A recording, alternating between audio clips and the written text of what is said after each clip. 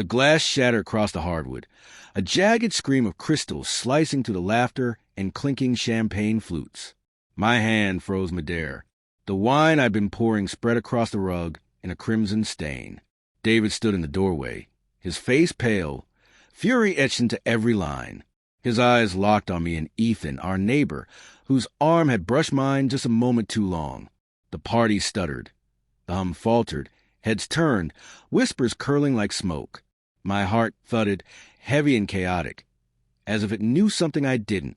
I'd always thought David's jealousy was a quirk, a flicker of insecurity I could smooth with a smile. But tonight, there was something darker in his gaze, something that made my skin prickle with unease.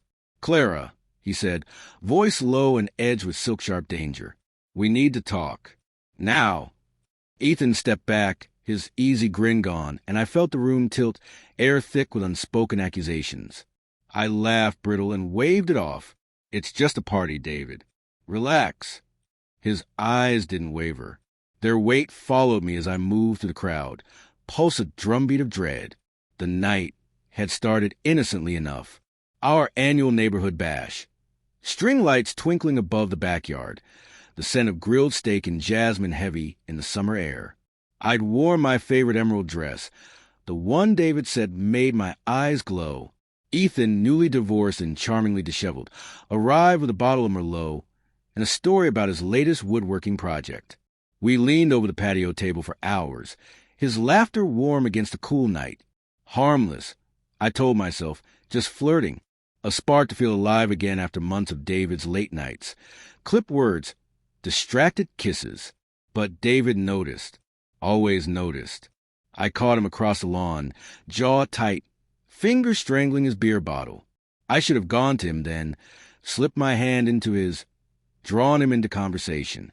Instead, I leaned closer to Ethan, let my laugh linger, let my fingers brush his as I passed the wine. It felt good to be seen, to be wanted, even for a moment. I didn't think it meant anything. I didn't think it would cost me everything. By midnight, guests had drifted away, leaving a wreckage of empty cups and half-eaten desserts. Ethan lingered, offering to help clean, his smile a quiet invitation. I said yes, ignoring the warning in my gut, the storm of David's silence filling the house. We stacked plates in the kitchen, shoulders brushing, the air charged with something unnamed. "You're different tonight," Ethan said softly, searching my eyes. "Happier." I opened my mouth, but David's voice cut through, sharp and cold. "Clara, he's leaving now." Ethan left without a word, footsteps fading into the night. David didn't speak as we cleaned in silence, the clink of dishes deafening.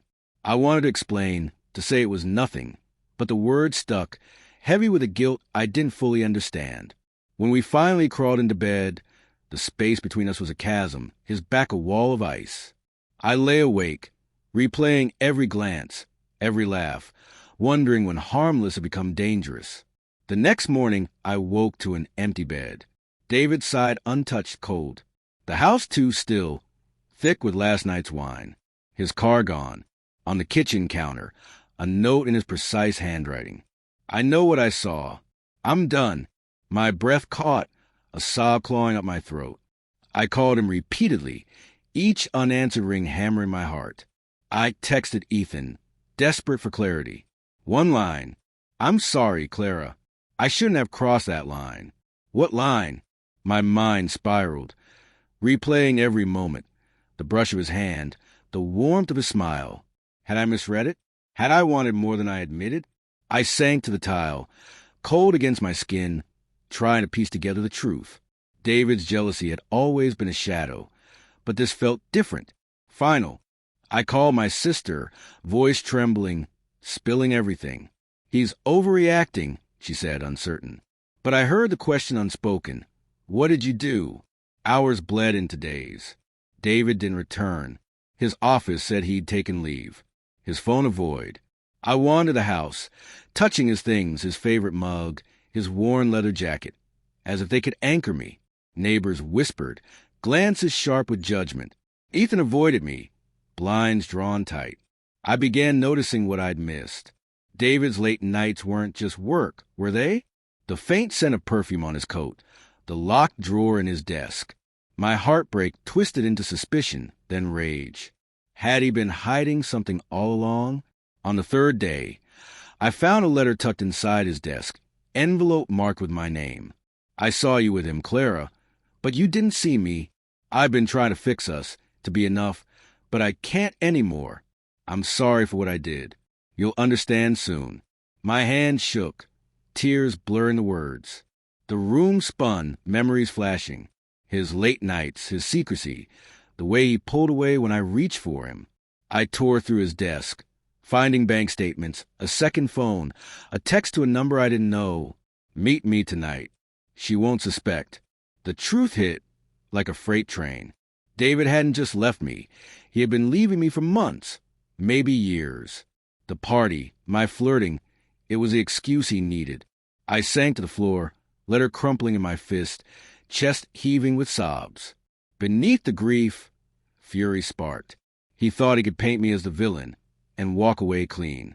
I grabbed my phone, fingers trembling, typed a message to Ethan. Meet me. We need to talk. When Ethan arrived, pale and haunted, he started to apologize. I cut him off, shoving the letter at him. Did you know? I demanded, voice raw. He read it, shoulders sagging. I suspected, he admitted.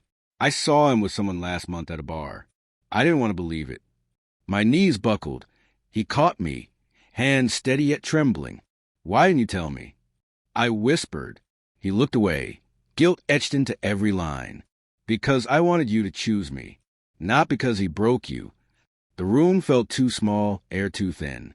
I pushed him away, mind a storm of betrayal. David, Ethan, my own mistakes. I'd flirted to feel alive, but I'd ignited the fire that burned my world down.